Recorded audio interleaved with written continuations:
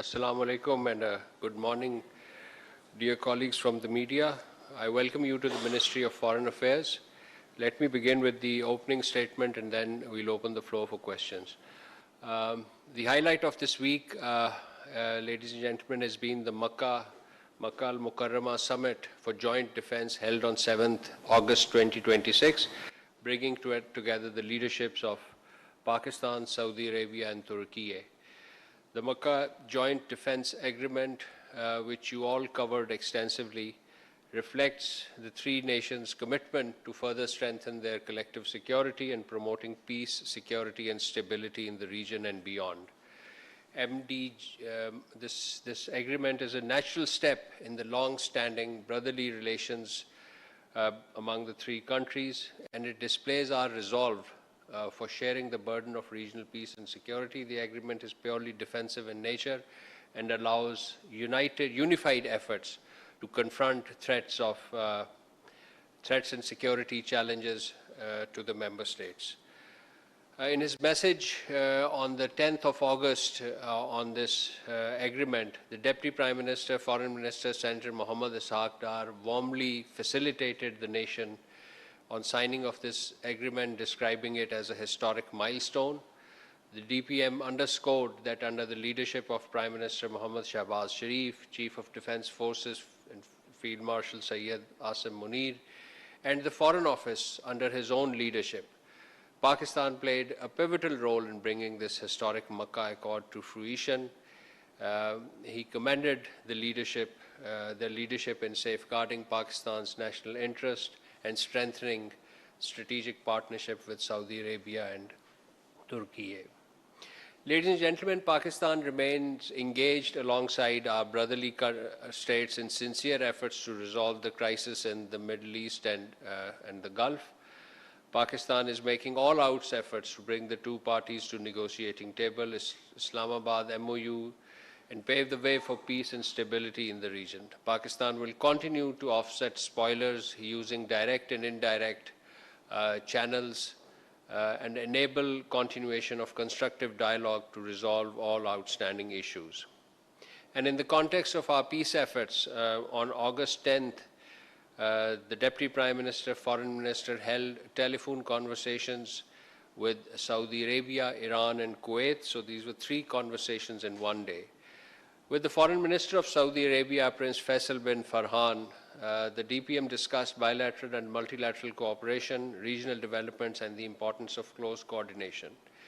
And in his conversation with Iranian Foreign Minister Abbas Araghchi the same day, the two leaders exchanged views on regional and international developments, efforts to promote peace and stability, and the Makkah Joint Defense Agreement. He also spoke with the Kuwaiti Foreign Minister, Sheikh Jarrah Jaber Al Ahmad Al Sabah, with discussion focusing on the Makkah Agreement, regional development, Pakistan-Kuwait relations, and the follow-up of the visit of the Foreign Minister of Kuwait, particularly in the context of enhanced bilateral cooperation and investments. And on August 11th, the Deputy Prime Minister and Foreign Minister spoke with the Bahraini Foreign Minister, Dr. Abdul Latif bin Rashid Al Zayani, who congratulated him on the signing of the Makkah Defense Agreement and expressed his intention to visit Pakistan. DPM welcomed the proposed visit and reaffirmed Pakistan's commitment to dialogue and diplomacy for regional peace and stability. Ladies and gentlemen, Federal Minister for Interior, Mr. Mohsen Naqvi, is visiting Tehran these days for meeting with senior officials, Irani officials. His visit provides an opportunity to discuss bilateral relations, security-related matters, regional developments, with a particular focus on efforts to promote peace, stability, and constructive engagement amongst the parties in the region and regional developments. Ladies and gentlemen, the Deputy Prime Minister, Foreign Minister, Senator Mohammad Ishaq Dar remained actively engaged in the diplomatic outreach, including important bilateral telephone conversations with his counterparts and other international leaders. On August 9th, he spoke with the Canadian Foreign Minister, Ms. Anita Anand. They exchanged views on regional developments, including the recently signed Mecca Agreement, and the evolving situation in the US-Iran context.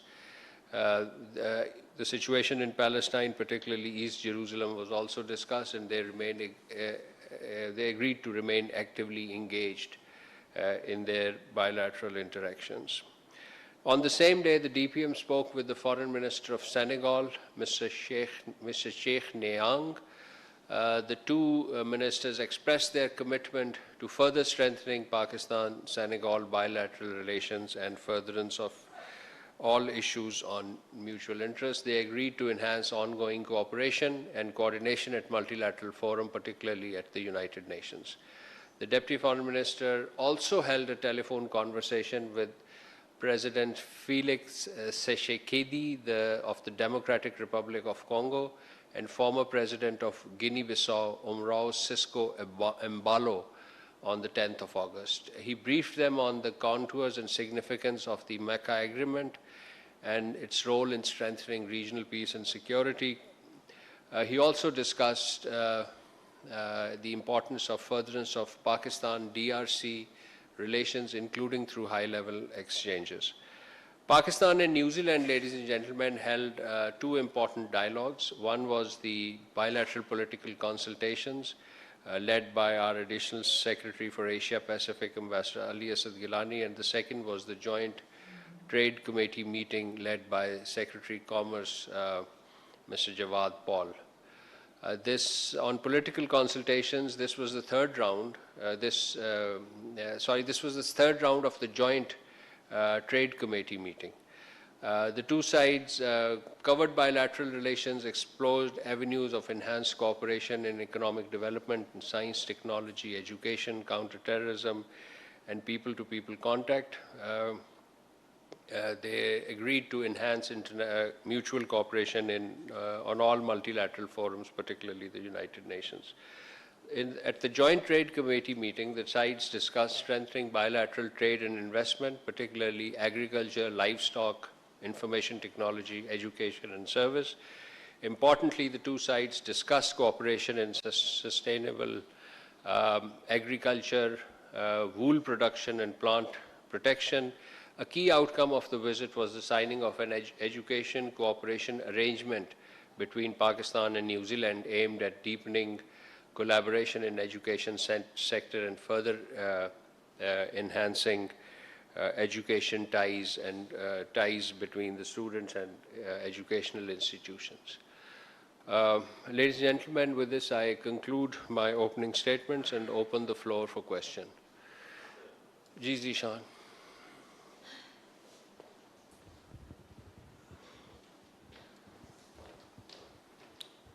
Thank you, Spokesperson Zishan Yousafzai from Dunia News. I have multiple questions, but I'll stick to one this time. And I want your comment on the recent attack by Houthis in Bab al-Mandab. This attack was on a commercial vessel, and crew members were killed, including 3 Pakistanis, and while 11 Pakistani and Indonesian sailors were rescued. So Foreign Office has issued a statement before these Houthis attacks, so I wish your comment on it. Thank you. Yes, this is a sad development that took place last evening, and our Deputy Prime Minister and Foreign Minister has just issued a statement on X platform. Please do refer to that. We learned with deep concern about this unfortunate incident involving an attack on commercial vessels. This was a commercial vessel in the Red Sea. According to the information available as of now, 3 Pakistani nationals have lost their lives and 1 has sustained injuries. We extend our heartfelt condolences to the bereaved families. Pakistan strongly condemns this attack on a non-combatant commercial vessel. Such attacks endanger innocent lives, constitute a violation of international law, and a serious threat to freedom of navigation, maritime security, and the safety of commercial shipping in the Red Sea. We are in contact with the relevant Saudi authorities. In fact, the Deputy Prime Minister, Foreign Minister has instructed our mission in Riyadh to keep in touch with the Saudi authorities. as well as the internationally recognized government of Yemen to ascertain further details of the incident and the circumstances surrounding it. Efforts are also underway in coordination with the concerned authorities for the retrieval and repatriation of the mortal remains of the deceased Pakistani nationals, as well as for the necessary medical assistance to the injured national. The government of Pakistan will continue to closely follow the situation, and we'll share the details with the media as and when available. Let me add one point about this maritime coalition announced by KSA. It's related matter to this question. We support freedom of navigation and maritime security of international waterway under international law. Pakistan is a signatory of this coalition. We abide by its communique, and we are ready and willing to assist Saudi Arabia and other coalition partners in operationalization of this communique to preserve the safety and security of the global supply chain as well as the maritime traffic. Ji, sir. Thank you, sir. Indian MEA's spokesperson in his weekly briefing made comments on the recent protest in Azad Kashmir. What is your response on this particular matter, sir? Yes, we saw the statement. We categorically reject the baseless statement and allegations made by the Indian MEA regarding Azad Jammu and Kashmir. India's professed concerns for human rights in AJK is disingenuous. Given its own well-documented record of repression in Indian illegally occupied Jammu and Kashmir, including excessive use of force, arbitrary detentions, suppression of political freedom, and sweeping powers of security forces under the draconian laws enacted there. India's deliberate exaggeration and politicization, it's important to note, exaggeration and politicization of recent developments in AJK is quite misleading, and it cannot divert attention from the stark realities in Indian illegally occupied Jammu and Kashmir. Pakistan remains fully committed to protection and fundamental rights of the democratic freedom of the people of Azad Jammu and Kashmir, including the inalienable right to self-determination of all people of Jammu and Kashmir. Rather than making such baseless statements regarding AJK, India would be well advised to honor the commitments made by its founding fathers and uphold the right of the people of Indian illegally occupied Jammu and Kashmir to freely determine their future through a UN-administered plebiscite in accordance with the UN Security Council resolutions.